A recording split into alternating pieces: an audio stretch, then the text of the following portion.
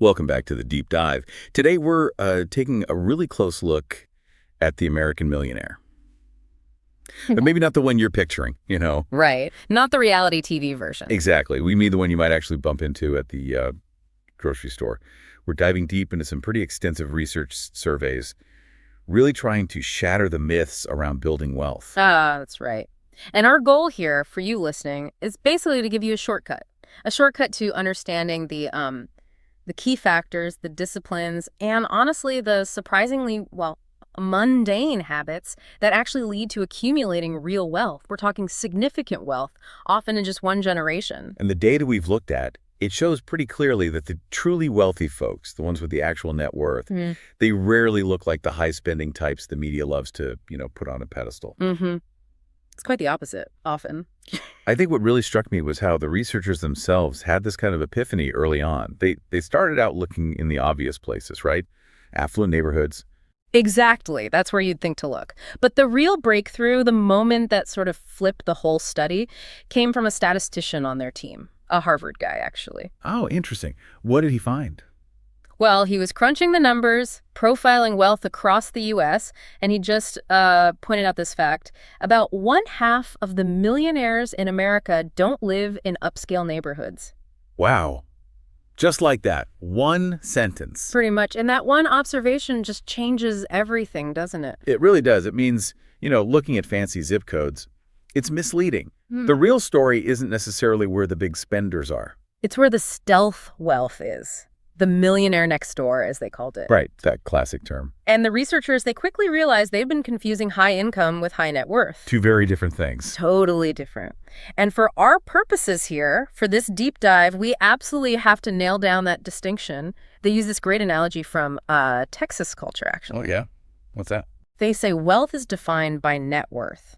That's your assets minus your liabilities. That's the cattle. Okay, cattle. Got it. Right. And conspicuous consumption, all the flashy stuff, the material possessions, that's the chattel. Ah, so it's big hat, no cattle. Heard that. Yes, that's the perfect shorthand.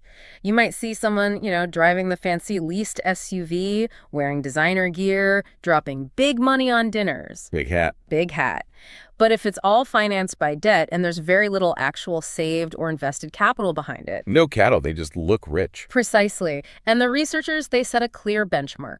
Being wealthy for their study meant having a net worth of $1 million or more. Okay. And how common is that? Well, at the time of the core research, it was about 3.5% of U.S. households. But here's the really interesting part, the part that should, give people some motivation. Yeah. Roughly 95% of those millionaires, they fall into the $1 million to $10 million net worth range. 95%. That's huge. It is. And that bracket, it's dominated by people who build it themselves, self-made, through discipline, through planning, not just, winning the birth lottery. So that level, that $1 to $10 million range, it's actually achievable, attainable in one generation. Very much so. That's one of the key takeaways. Okay, so if we're defining wealth, clearly $1 million in net worth, how do we measure how well someone's doing at building that wealth? How did the researchers figure out who's efficient versus who's just, making a lot but spending it all? Right, because income alone doesn't tell the story. You need some kind of benchmark, an expectation based on your situation. So they came up with this really neat rule of thumb. It helps you calculate your expected net worth. Okay, a formula. I like formulas. Yeah, it's pretty straightforward. It considers both your age and your income. You take your age, multiply it by your realized pre-tax annual household income. Age times income. And then you divide that whole thing by 10. Okay, let's run a quick one. Say someone's 45, making $200,000 a year before taxes. All right, so 45 times 200,000, that's 9 million, divide by 10. $900,000. So that's what they should have, according to this metric, their expected net worth. Exactly. It gives you a benchmark, a way to judge your own wealth building efficiency. How good are you at turning income into actual assets that stick? Makes sense. So using that benchmark, what did they find? Do people generally hit that target? Well, they found people tend to fall into two pretty distinct camps. If your actual net worth is way higher than what's expected for your age and income, like you're in the top quarter, the top 25%, they call PAW. PAW, what's that stand for? Prodigious accumulator of wealth. Prodigious, okay, I like that. PAW. And the other group? The other group, unfortunately, is the UAW. That's an underaccumulator of wealth. These are the folks whose net worth is maybe half or even less of what you'd expect based on their age and income. Ah, okay. Pause in UAWs. Got it. So the UAWs are the ones maybe earning a lot but not keeping much. That's often the case. And this leads right into what you could call the high income deception, or maybe the doctor's dilemma, as the book sometimes frames it. The doctor's dilemma. Explain that. Well, think about a hypothetical doctor. Let's call him Dr. Ashton. He is, say, 58 years old, makes a really good income, and technically, if you look at his balance sheet, his net worth is $1.1 million. So on paper, he is a millionaire. Right. He meets the definition. But when you use that formula, given his high income and his age, his expected net worth, it should probably be closer to like $3 million, maybe even more. So even though he crossed the $1 million line, he's way behind where he should be. He's an underaccumulator, a UAW. Exactly. He's failing, relatively speaking, to turn that high income into lasting wealth. He's a textbook UAW. And the danger there, I guess, is that his $1.1 million probably includes a lot of equity tied up in like a really expensive house with a big mortgage, right? Yeah. Precisely. It's often not liquid, not income-producing assets. His high income likely pushed him into, or maybe he felt obligated to adopt, a very high consumption lifestyle. The big house, the private schools, the fancy cars, the country club. All of it. And those things demand high realized income year after year just to cover the fixed costs. So if his job suddenly stopped, He'd be in trouble pretty fast, even as a millionaire. yeah, that $1.1 million might not sustain that lifestyle for very long at all, maybe only a couple of years. He's basically on this exhausting treadmill. Earn high, spend high. It really highlights the difference. But what about the contrast? Did they show examples of pause in less glamorous professions? Oh, absolutely. And the comparisons are stark. They looked at a guy named Mr. Richards, who was a mobile home dealer. Okay, mobile homes. Right. And they compared him to a Mr. Ford, who was an attorney, same age bracket, same income bracket. So similar earning power, theoretically. Theoretically. But Mr. Ford, the attorney, he felt that pressure, the pressure to look successful, foreign luxury car, the exclusive club memberships, the upscale house. Some of appearances. Exactly. And that stuff, it just consumed almost all his income. His net worth ended up being around $226,000. Wow. Hey. And Mr. Richards, the mobile home dealer. Mr. Richards lived in a modest house, drove American-made cars, wasn't interested in clubs or displaying wealth. He wasn't driven by image at all. And his net worth in the same income age group. Nearly 5 times higher than the attorneys. 5 times. That's incredible. It really is. It just hammers home the point. High income doesn't guarantee wealth. It just gives you more rope to, hang yourself with financially if you don't play good defense. Right. Mr. Richards' success proves it's about living below your means, no matter what that means is. That's the core, that mindset valuing financial independence over showing off social status.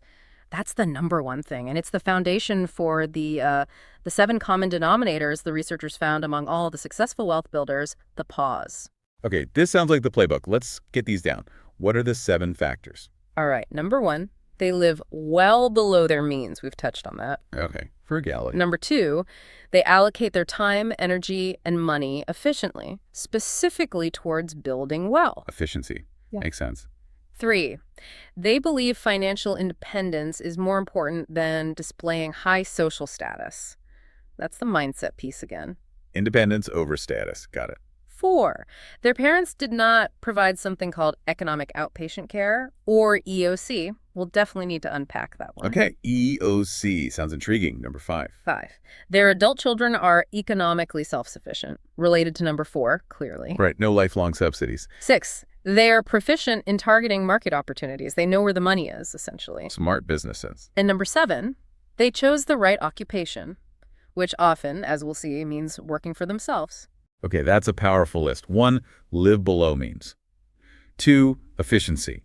3, independence over status. 4, no EOC from parents. 5, kids are self-sufficient. 6, target opportunities. 7, right occupation. That's the framework they identified. Fascinating.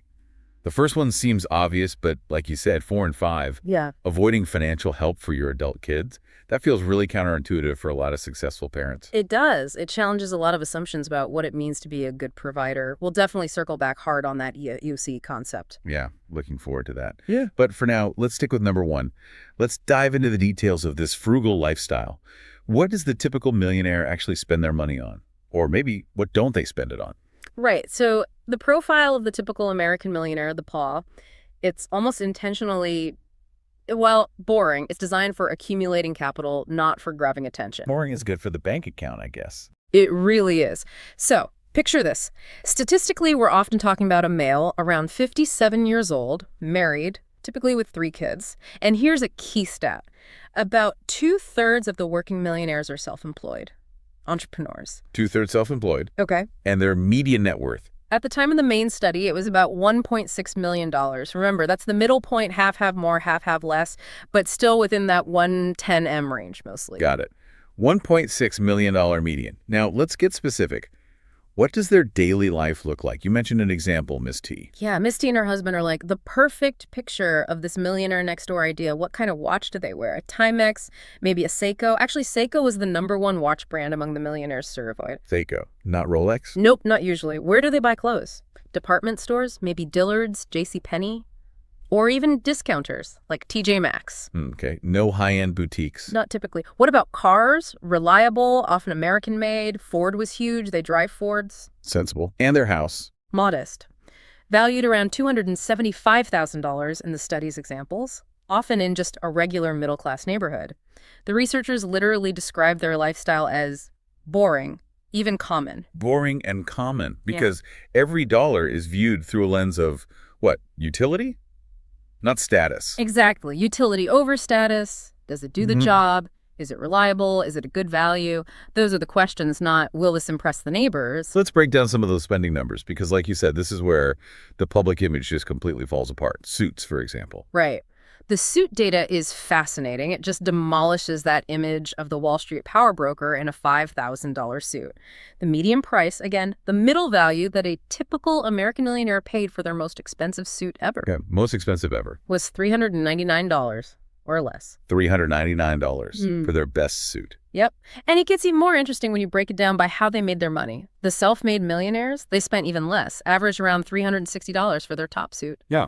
But the inheritors, the ones who didn't have to build it themselves, they were spending over $600, closer to $630 on average. So the guy flashing the expensive suit might actually be signaling that he didn't earn the money himself, or he's maybe not great at keeping it. That's what the data suggests. It's often the inheritor or maybe a high-income UAW trying to look the part. Fascinating. Yeah. What about other stuff? Watches, shoes? Same story. Utterly contradicts the luxury ads.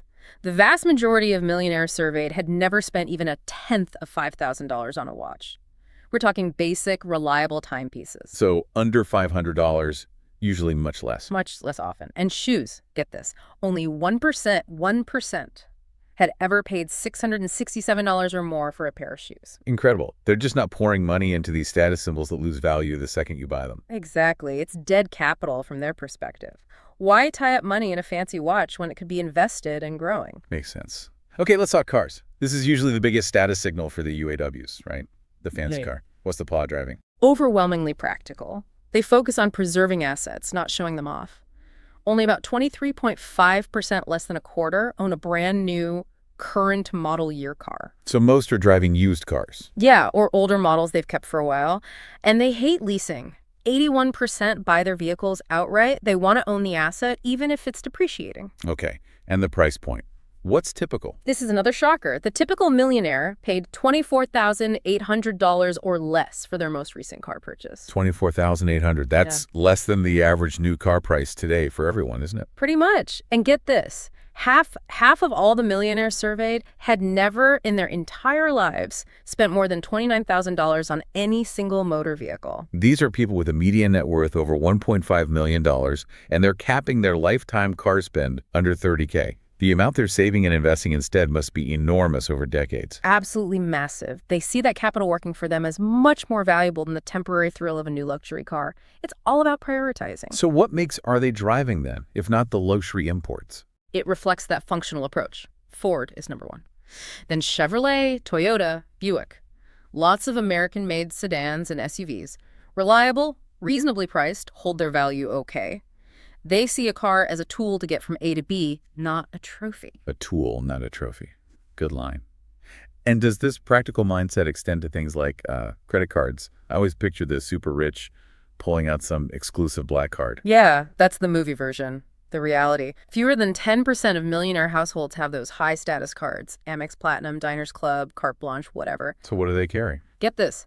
They are 4 times more likely to hold a Sears card Sears than a Brooks Brothers card. 43% had Sears, only 10% had Brooks Brothers. Sears. Why Sears? Just for practical stuff. Appliances, tools. Exactly. They shop where they find functional value, utility, and they'll use store cards if it gets them a specific discount on things they actually need. It's about smart consumption, not status signaling. Wow. It's such a different philosophy from the UAW mindset. You mentioned a guy, Mr. Friend, who is kind of the opposite, driven by insecurity. Oh, Mr. Friend is just a perfect, if sad, example of a UAW. High income, but his spending was totally driven by this competitive fear. He actually told the researchers he felt this constant pressure to outperform his college-educated peers because he came from a, quote, primitive blue-collar background. So he is trying to compensate with spending. Massively. He had 6 cars. 6. 2 different country club memberships. A watch that cost over $5,000. He was just maxing out his income, his realized taxable income, just to fund this incredibly extravagant lifestyle. It sounds like he was using spending as, like, armor, trying to buy respect or overcome this feeling of inferiority. That's exactly it. Solving a perception problem with money instead of solving a wealth problem with discipline. Every single dollar he spent on that display was a dollar he couldn't invest. Ensuring he stayed a UAW, even with a huge income. Right. While the W's, they've already made peace with looking unremarkable. They decided financial independence is the ultimate status symbol, and they don't care if the neighbors notice their Seiko watch or their Ford Taurus. Okay, everything we've discussed so far really points to wealth building being fundamentally about discipline, about playing, as the research calls it, great defense. Absolutely. And that defense, it starts with one core principle, repeated almost like a mantra in the book. Frugal, frugal, frugal. Frugal, frugal, frugal. Got it. It's not just, cutting back here and there. It's a consistent lifestyle. It involves making hard trade-offs, often for your entire life. And critically, this is huge. It requires your spouse to be on board. Ah, the spousal alignment. That makes sense. It's crucial. Pause. The successful accumulators are very often married to spouses who are just as frugal or sometimes even more frugal than they are. Wow. So a team effort. Totally.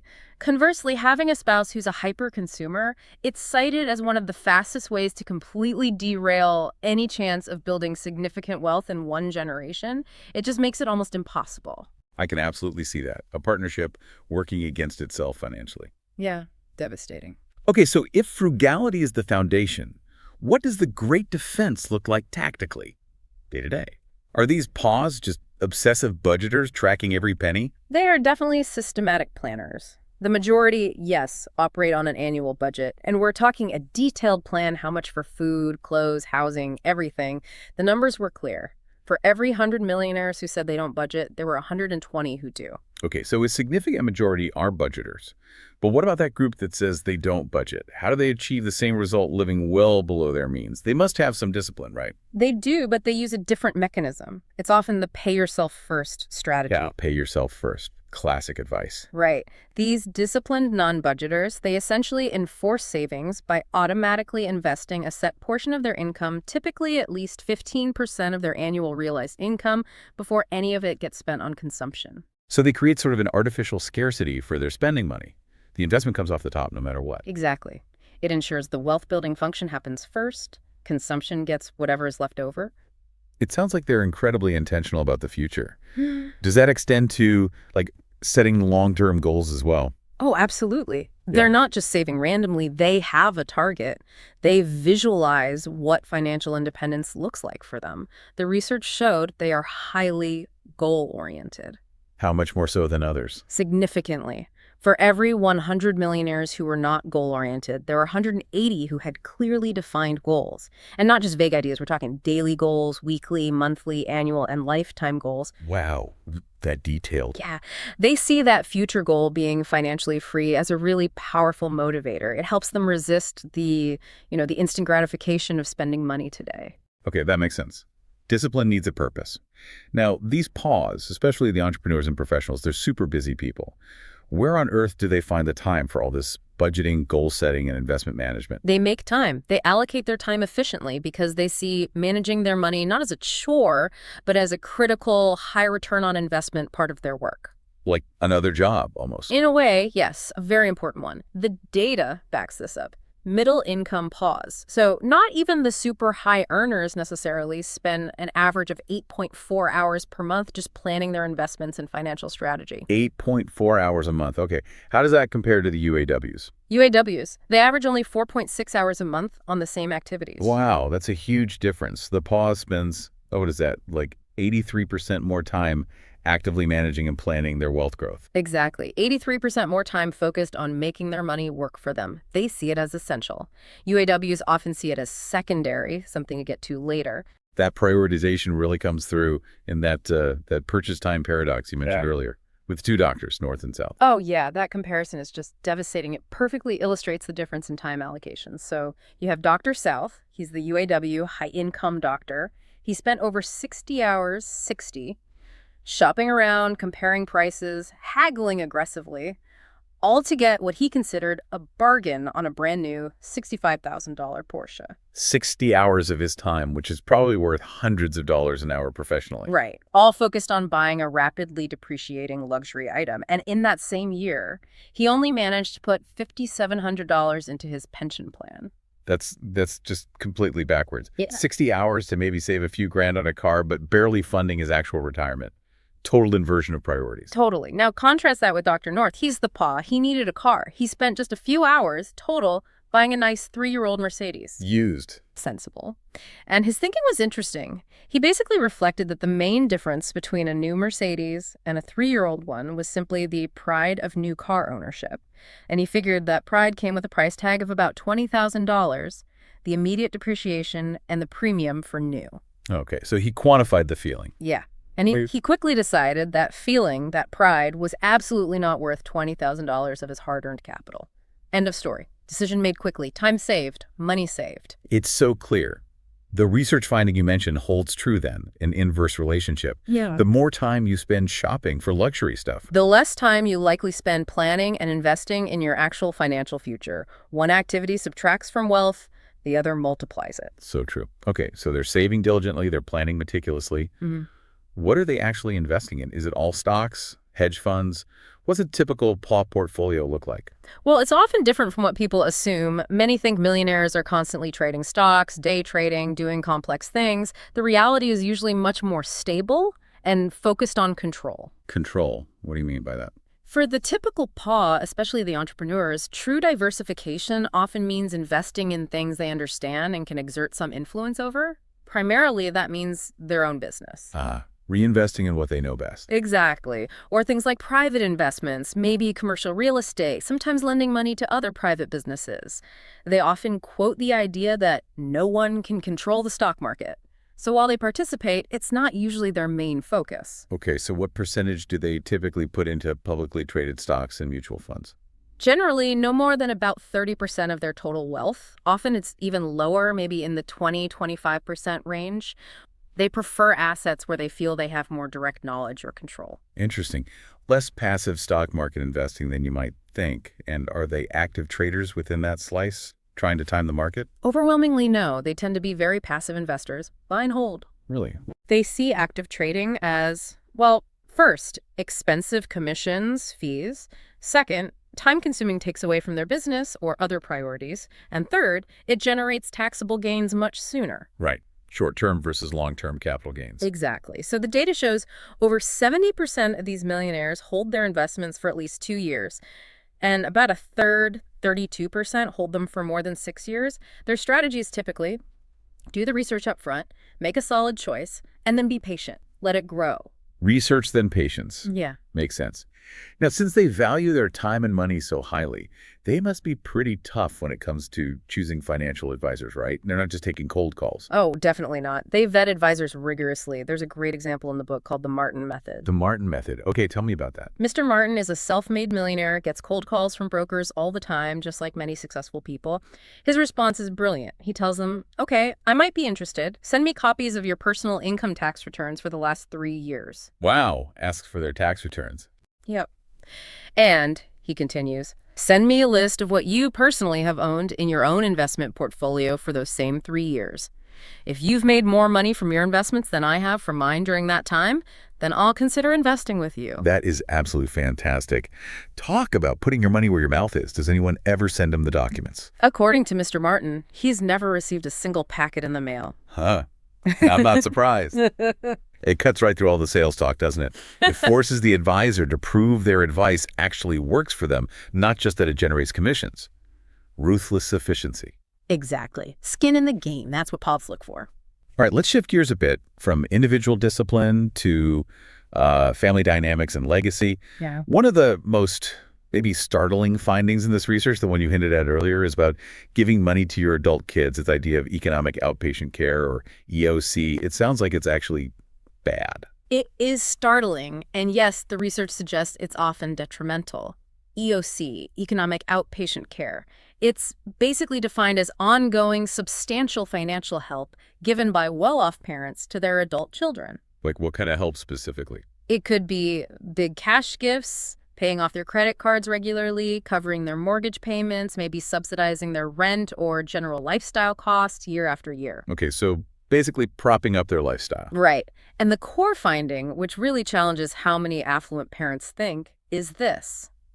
Parents who provide these kinds of EOC end up, themselves, with significantly less wealth than parents in the same financial cohort who don't provide that kind of support. Okay, wait. It harms the parents' wealth accumulation. I mean, obviously giving money away reduces your principal, but is there more to it than that? There seems to be. The issue is often how the money is used by the adult children. It's rarely treated as investment capital. It's typically seen as consumption capital. Meaning it just gets spent. Pretty much immediately. These cash gifts often get earmarked for supporting an unrealistically high lifestyle, one the adult child couldn't possibly afford on their own earned income. So it enables bad habits, maybe, Yeah. and fosters dependence. Exactly. It reinforces dependence. It can actually reduce the child's own initiative, their drive, their economic self-confidence. Yeah. Why hustle and save if you know there's a safety net, or even just regular top-ups coming from mom and dad? They become reliant on the subsidy. The gift becomes an enabler of UAW behavior in the next generation. Is there, like, statistical proof of this effect on the kids? Yeah, the numbers are pretty compelling and, frankly, quite sobering. The researchers looked at 8 out of 10 major occupational groups. This includes high earners like lawyers, entrepreneurs, doctors. Okay. And in those groups, the adult children who received regular substantial gifts, they consistently had lower net worths and also lower realized incomes compared to their peers in the same field who did not receive EOC. Wow. So receiving the money actually correlates with having less wealth and earning less. Yeah. That's completely counterintuitive. It really is. Receiving ongoing cash gifts seems strongly correlated with a lower propensity to accumulate wealth yourself. Let's make this concrete. There was a case study, right? Mary and Lamar. How did EOC play out for them? Ah, Mary and Lamar. They are the textbook example of this EOC dependency trap. Their own earned income as a couple was less than $60,000 a year. Pretty modest. Okay, 60,000. But they were living a distinctly upper middle class lifestyle. Nice cars, nice neighborhood, etc. How? Because Mary's mother was giving them $15,000 or more in cash gifts every single year. 15 grand plus, just handed over. Wow. And what did they do with that money and other gifts? Well, the study noted that if they received gifts of, say, stocks or securities, they'd sell them almost immediately. To spend the cash. Yep. Often to fund big purchases, like getting new cars every 3 years, basically matching the consumption cycle of Mary's mother, who was providing the gifts. They were effectively spending their future inheritance now. And how did that affect them psychologically? Were they confident, secure? Quite the opposite. They admitted to constantly worrying about the subsidy stopping. What if mom couldn't give it anymore? Or decided not to? And they were explicitly banking on their eventual full inheritance to fund even bigger future consumption, a larger house, a vacation home, lots of travel. That constant worry. It's a sign they have no real economic foundation of their own, isn't it? They're totally reliant. Completely. They never learned to live within their own means. The EOC undermined their initiative, kept them in the UAW category, despite having affluent parents. And the parents, by providing it, were essentially buying the appearance of their children's success, but potentially at the cost of both the children's independence and their own long-term wealth. It's a tough lesson. Huh. Now, you mentioned before there's a weird exception to this EOC rule, where it didn't seem to hurt. Yes. This is really fascinating. The anomaly was found among teachers and university professors. Teachers and professors, what happened with them? Teachers, specifically who received cash gifts, showed an amazing propensity to accumulate wealth. They ended up with, on average, 185% of the net worth of teachers who didn't receive gifts, even though the gift recipients often had slightly lower incomes. Whoa! 185% more wealth. How on earth does that work? Why do they save it when the lawyer or the business owner spends it? The best hypothesis relates to the occupational culture. Teaching as a profession is generally quite frugal, right? Incomes are often modest. There isn't usually pressure to maintain a high-status lifestyle for the job itself. Right. Teachers aren't usually expected to drive luxury cars or join fancy clubs. Exactly. So imagine a teacher. Let's call him Henry. He likely already has ingrained habits of living below his means. When he receives an unexpected cash gift, his instinct isn't, what can I buy? It's, how can I invest this? He treats it as productive capital. Now compare that to Josh, the attorney. He's in a profession where image often matters. He feels pressure to look successful. When he gets a cash gift, it might just give him the justification he needs to splurge on that new boat or a fancier car, reinforcing his UAW tendencies. So the underlying mindset, the PAW versus UAW mentality, acts as a filter for the gift. If you're already frugal, the gift accelerates wealth building. If you're already consumption-focused, it just accelerates spending. That seems to be the key difference. The gift amplifies your existing financial habits. That is a hugely important insight for parents thinking about helping your kids financially. So if parents do want to help, but want to raise Paul-like kids, where should they direct that financial support? What kind of help actually works? The focus should be on things that build the child's own capacity, their human capital, not things that just subsidize consumption. The single most frequently mentioned gift that the millionaires themselves reported receiving from their parents. Yeah, what was it? Tuition. Help with education costs. Investing in their education. That makes sense. It increases their earning potential without directly funding their lifestyle after graduation. Precisely. It empowers them to build their own success. And the PAWs, who were successful in raising kids who became financially independent adults, they seem to follow some specific guidelines, right? What were those? Yes, they did. 4 key principles really stood out, showing a deep understanding of psychology and, frankly, how to avoid entitlement. Okay, number 1. First, never tell your children that you, the parents, are wealthy. Really? Keep it a secret. Why? It's critical. If kids grow up thinking there's a huge safety net or a big inheritance guaranteed, it can kill their own drive. They need to develop their own economic identity, their own motivation. Okay. Avoid creating entitlement. Makes sense. Number 2. Second, teach discipline and frugality by example. Kids watch everything.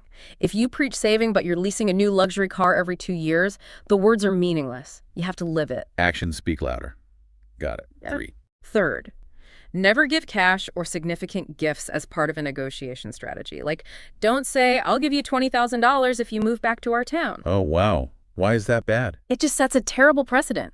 It invites manipulation, can create huge resentment between siblings, and turns family relationships into transactional negotiations. Very damaging. Yikes. Okay, avoid using money to control or bribe. And the last one, number 4. Fourth, constantly emphasize to your children that things exist that are far more valuable than money. Things like health, strong family bonds, integrity, honesty, a good reputation. Money is just a tool. It's not the ultimate measure of a successful or a good life. That's a great foundation. Focus on values beyond the dollar signs. Okay, let's pivot now to the other side of the equation, generating the income in the first place. The research was pretty clear that your choice of occupation really matters for becoming a PAW, right? Oh, absolutely. It's a huge factor. And the data points overwhelmingly in one direction towards being your own boss. Entrepreneurship. Yes. Self-employed individuals, that includes business owners, but also independent professionals, like maybe some doctors, lawyers, accountants who run their own practice. They are 4 times more likely to be millionaires than people who work for others. 4 times more likely. Yeah. That's a significant edge. And you mentioned earlier, 2/3 of working millionaires are self-employed. That's right. About 2/3. It's clearly a major pathway to wealth. So why is entrepreneurship such a powerful engine? Is it just about potentially higher earnings? Or is there more to it? Higher earning potential is part of it, sure. But it's also fundamentally about control and perhaps counterintuitively about perceived risk. Wait, lower risk? Isn't starting a business famously risky? It can be, but many successful entrepreneurs will tell you that the biggest risk is having only one source of income, like a paycheck from an employer who could lay you off tomorrow. Okay. Diversification of income streams, even if it's within your own business. Right. Plus, being self-employed gives you freedom, control over your own destiny, and crucially, more control over your investments and taxes. You can often reinvest profits back into the business, buying equipment, property, building inventory, letting those assets grow before the money becomes personal, realized income that gets taxed heavily. That accelerates net worth growth significantly compared to just getting a W-2 paycheck. That makes a lot of sense. Tax efficiency and asset building within the business structure. But hang on, if high income potential is key, why do we see so many professionals who make huge incomes like doctors, lawyers, corporate executives, often ending up as UAWs, under accumulators? Yeah, that's the paradox, isn't it? They fall into what we call the high-income professional trap. Right. The trap. What are the jaws of that trap? There are two main components. First is the late start. Think about a doctor. How many years of education and training after high school? Oh man, undergrad, med school, residency, maybe fellowships could easily be 10, 12 years or more. Exactly. So during their 20s and maybe early 30s prime compounding years, when maybe Mr. Denzi, the self-made contractor, is already building his business and his first pot of capital. The doctor is still in training, often accumulating significant student loan debt. They're starting the wealth building game way behind. Okay, so they're playing catch up from day one, essentially decades behind the entrepreneur in terms of time for compounding. What's the second part of the trap? The second part is the high overhead, driven by expectations. Professional status often comes with an expectation of congruent consumption. Meaning they have to look the part. Often, yes. Clients or patients might expect the successful doctor or lawyer to have the expensive house in the right neighborhood, the luxury car, the country club membership. These become almost like requirements of the job. So they have incredibly high fixed living costs. Exactly. And those high costs consume the vast majority of their high income. It forces them to constantly maximize their realized income, the taxable stuff, just to keep up appearances and service the debt. There's often very little discretionary capital left over for serious long-term investment, even with a six-figure salary. It's like that big hat, no cattle problem again, but the big hat is almost part of the professional uniform. That's a perfect way to put it, and the statistics bear it out grimly. For physicians, for example, the research found that for every one doctor who was a PAW, a prodigious accumulator, there were 2 doctors in the UAW category. Twice as many under-accumulators as prodigious accumulators, despite the high incomes. Wow, their income forces them into a high-consumption cage they can't easily escape. That's the trap. Okay, so if you're an entrepreneur, or maybe a professional aiming to be a PAW, the research also talked about targeting specific market opportunities, right? Where should they focus? How do you follow the money effectively? Right. The most successful PAWs, especially the business owners, are very savvy about this. They often build businesses that serve the affluent market itself. Okay, selling to the rich. Makes sense. But selling what? Luxury goods. Ah, that's the key distinction. Not necessarily their consumption wants, like selling them sports cars or yachts. More often, it's serving their essential needs, particularly needs related to preserving and growing their wealth. Needs like what? Things like specialized investment advice, high-level accounting and tax planning, sophisticated estate law services, specialized medical or dental care, things that the affluent prioritize and value highly. Why is serving those needs more lucrative than serving their luxury wants?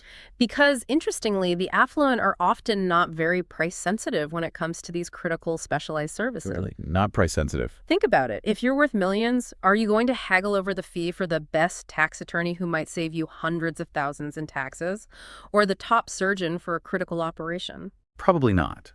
The value proposition's too high.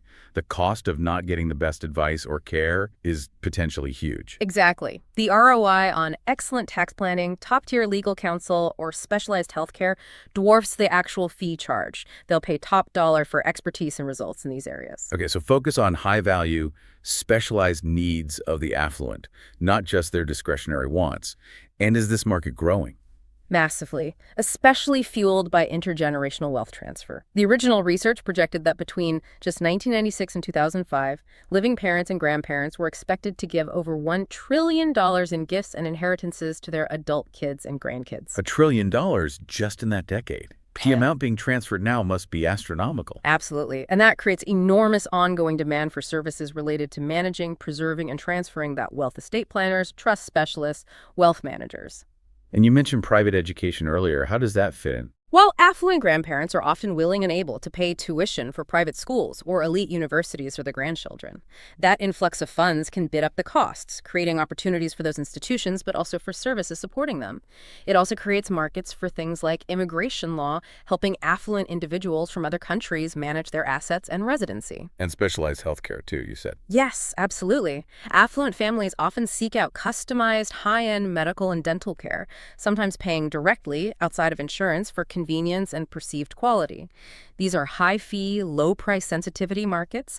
That's where many PAWs build their businesses. They follow the money, identify a critical need, and provide expert solutions. They focus on protection and preservation. #7 outro. Wow. Okay, this deep dive has really, it's completely reframed what wealth even means, hasn't it? We've seen pretty clearly that the road to becoming a paw, a prodigious accumulator of wealth, well, it's not glamorous. Not at all. It's really a marathon of discipline, consistent planning, and this intentional rejection of spending, just to keep up appearances. Yeah, that denial of status consumption seems key. It is. And the central theme, we just have to say it again, wealth is about accumulation, not about spending. It takes that steady financial planning, it takes real sacrifice sometimes, and it definitely requires pushing back against that cultural pressure to display social status through possessions. And the evidence is clear. The vast majority of millionaires in America got there themselves, self-made, and they did it by playing, as you said, exceptional defense with their money, treating their personal finances almost like running a successful business. That's the model. Frugality, efficiency, planning, patience. So the choice really comes down to you, the listener. Are you going to stay on that earn and consume treadmill? Maximizing your income just to fund a lifestyle that looks good, but maybe leaves you vulnerable? Or are you willing to make the necessary trade-offs? To embrace the discipline needed to become a paw and achieve genuine, lasting financial independence? It's a fundamental choice about priorities. It really is. And that brings us right to our final thought for you today. A provocative rule of thumb taken directly from the research data for you to consider as you move forward. Okay, let's hear it. If you are not yet wealthy, but you hope to be someday, never purchase a home that requires a mortgage more than twice your household's total annual realized income. Wow. Mortgage no more than 2 times your annual income. That is much lower than what most banks will lend you or what many people actually take on. Much lower, and it cuts right to the heart of that UAW trap we talked about. Because the question becomes, is that emotional pull, that desire for the big house in the high-status neighborhood, is it really worth locking yourself into needing to perpetually maximize your realized income, your taxable income, just to service that massive debt? And in doing so, sacrificing your ability to invest significantly to build real, sustainable wealth over time. Is the address worth the financial handcuffs? Because if you choose that consumption path, that high mortgage path, you'll likely spend all your energy just trying to keep up with neighbors who might, ironically, already be financially independent paws themselves. Ensuring you might never actually catch them. Something to think about.